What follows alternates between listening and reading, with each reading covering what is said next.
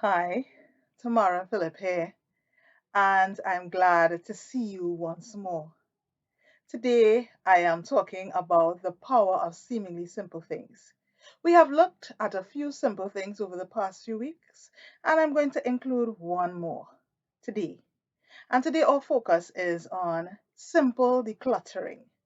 Simple decluttering. Now, that's not a word to run away from. That's not an activity to run away from because sometimes when we think about decluttering, we think about long, hard work. No, this is not your Christmas cleaning or your cleaning that you would do for Easter. It is cleaning that could be done once a month or so. Simple decluttering, and I mean, in the first instance, decluttering our space. And so, as an educator, as a writer, one of the things that I have a lot of all the time is a lot of pens. I have a lot of pens. And so, every time I go out and I have a little extra cash, I would buy some stationery, pens, pencils, etc. But when it comes to the pens, I have lots of those blue ink and black ink, and of course your red inks, some pink inks in between there, and all of that sort of good stuff. Because they are the tools of my trade. That's what I need to be close at hand for me to do my work. And so I spend my money on pens and stuff. And then I would have, at some point, I would have lots of pens. And they'll be in different places. Some will be in my work bag, some might be on my desk, some might be in my purse, some are in the car, etc. Because everywhere I go, I want to write. So I want to ensure I have pens at my disposal. I'll be able to reach for one and get one. And then a day usually comes and yeah, there are pens all over the place. But when I pick up one and I check, it's not writing. I take up two, it's not writing. Take up three, it's not writing either. So I have many pens, but several of those pens are not working. So guess what? It is time to do some decluttering of all of those pens. So the first thing I usually do is I gather, I go hunting. So I go to the car, I take out what's in the car, I look through my purses and see where I have those. I look on my desk, I take out those. I look at my work bag, I take out those and I put all of them together. And then after gathering them, then I start to sort them through. So, because they are pens, I have a page and I'm just scratching to see whether they are still writing. And some of them, you scratch and then you see the little zip, like they're coming to the end. Okay, good. And so I put them in a pile to throw away. But I noticed something. There are some of them, because they're so pretty, I don't want to throw them away. So I look at them and I'm wondering, oh gosh, boy, I know it's not writing, but it's so nice. Probably I should keep it. And I think about it for a little while, and I'm being honest with you, I usually put those aside and I keep them. Good. So I have I have two piles really. I have my keep and I have um my throwaway pile. In the keep pile, however, I have two sets. I have keep to use and of course the keep to for memory's sake, probably. For memory's sake, probably.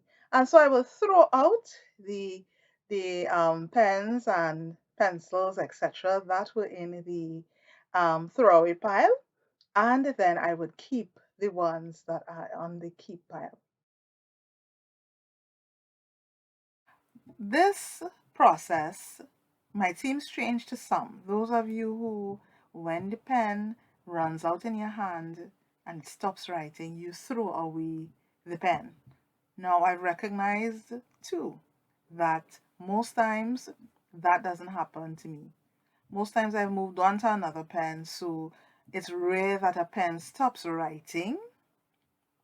It's rare that a pen stops writing in my hand. That doesn't happen too often. So some of the pens may dry up because, of course, they haven't been used for a while and all of that sort of thing. So, you know, the process that I described, I probably do that like 2 or 3 times for the year.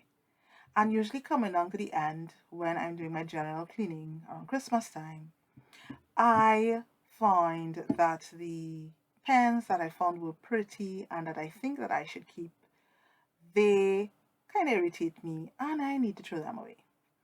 And yes, they served a purpose before, and yes, they are pretty, but right now, as I think about it, they do not serve a useful purpose to me. And I need to get it out of the space, either to put an additional pen in its place or just to make things to be clean and clear uh, because I feel that way.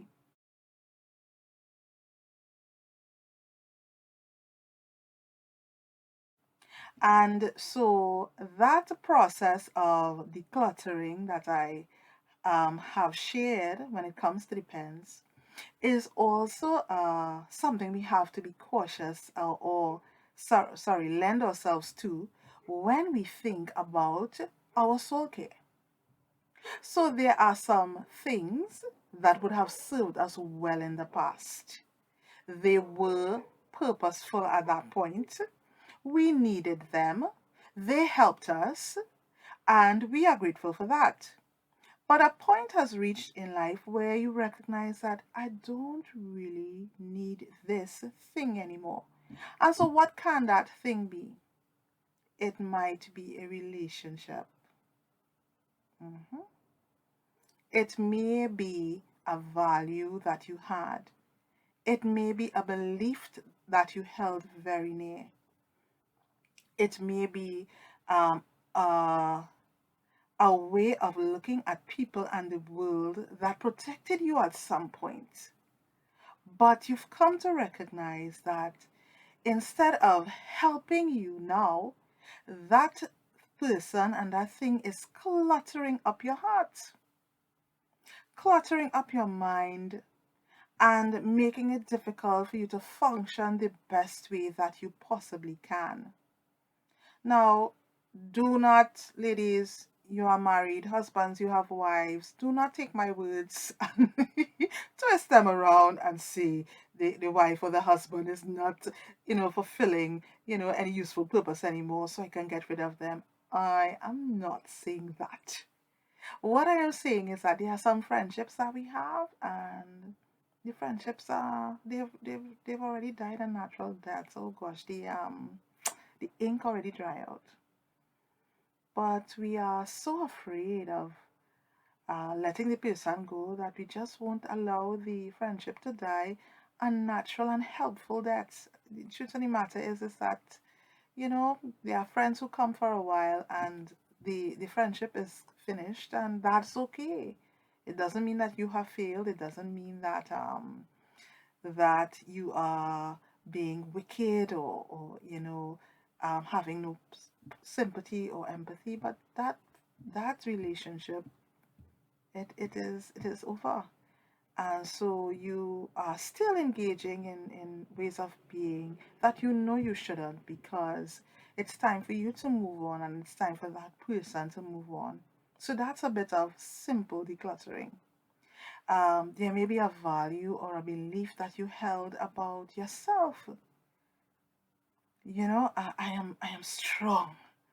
I am strong, and nothing faces me. And anything that comes my way, I am able to handle. But you're tired. You're tired. You're real tired. Because you are always there being strong for everybody else. And because you are strong for everybody else, guess what? Nobody is there for you. And so you hold on to this belief even to the point of absolute exhaustion, you know? And, it's time to admit that I am human. I am strong some days, and there are some days I am tired. There are some things I can help and listen to and help you with, and there are other things I'm going to have to say no to. And so, in your soul care, you need to do a better decluttering. So, you need to sort through your relationships. You need to sort through your thoughts about your and beliefs about yourself, and you need to put them in the piles. As Christians, though, before we discard, We need to go before the Lord, lay it before the Lord, and say, Lord, I think, that this relationship has passed its time. There's a time for it to, peter out. Lord, I think, oh God, this belief about myself is not as true as it once was, and it is not helping me the way it once did. Help me to release it. And so you give it over to the Lord prayerfully, and you allow yourself to, through the power of the Holy Spirit, to work through change. And I don't know how you hear from the Lord, but I hear a lot from the Lord through the Word. The Word speaks very directly to me. I know that there are some people you hear God through everyday circumstances. There are others of you, God speaks to you as you look at the television, as you listen to the radio, and as you talk to others. However you hear God, you yield yourself to listening for what He's saying about those things you've laid before Him. But we need to declutter. We need to declutter our souls. And the great thing about the decluttering is that it brings such a lightness and a freedom. You know that there's a change because you feel light. It brings in more rays of God's light into your heart. It helps you to hear Him even more clearly. And it gives you an excitement about the world and the new things that are going to come since you removed the old. And so I want to encourage us to do our monthly decluttering based on your life. There are some daily decluttering, of course, that we'll have to do as well. But if you haven't decluttered in some time, think about it. Declutter and see what you experience and how you feel. And so this is Tamara with seemingly simple things that we need to do to ensure we live the best life possible, that we have the best chance of experiencing life with the freedom and happiness and love that God has provided. So I pray that the Lord will bless you and keep you as you have a great week. Bye.